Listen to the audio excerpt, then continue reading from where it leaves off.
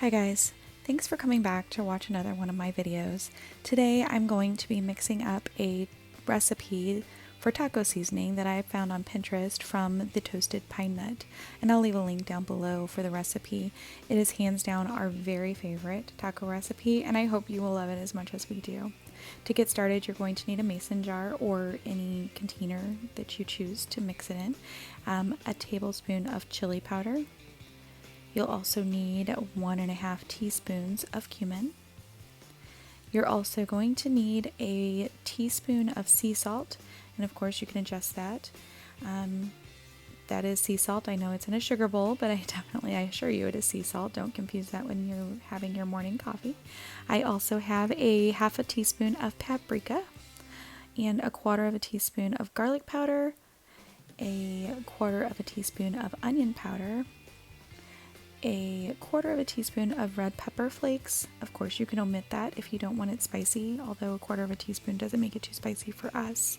And then finally, a quarter of a teaspoon of oregano, and this is just oregano that I brought home from our recent trip to Greece. Now you're just going to add all of your seasonings, your spices, into your jar or container of your choice.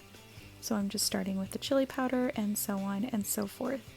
Like I said, this is hands down our very favorite recipe for taco seasoning. I've used this on chicken, I've used this on beef, which is what I'm making tonight.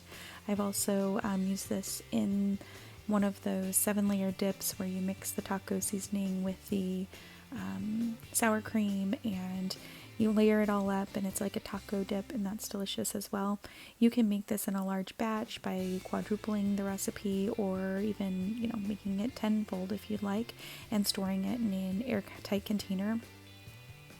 I've done that before and it works out nicely, and I would say you'd use about a quarter of a cup of the seasoning per pound of beef or meat of your choosing. I've also used this for chicken tacos in the crock pot.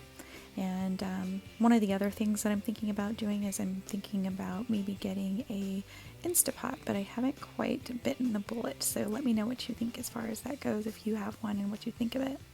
So I have gotten all of my spices into my jar now, and here I'm just kind of showing you how beautiful it looks while it's layered up in this jar. You can see each individual spice, which is just so nice because you know exactly what you've got in there. No thickening agents, no additional salt. You can really tailor that to fit your dietary needs, which is something you're not afforded with those packets.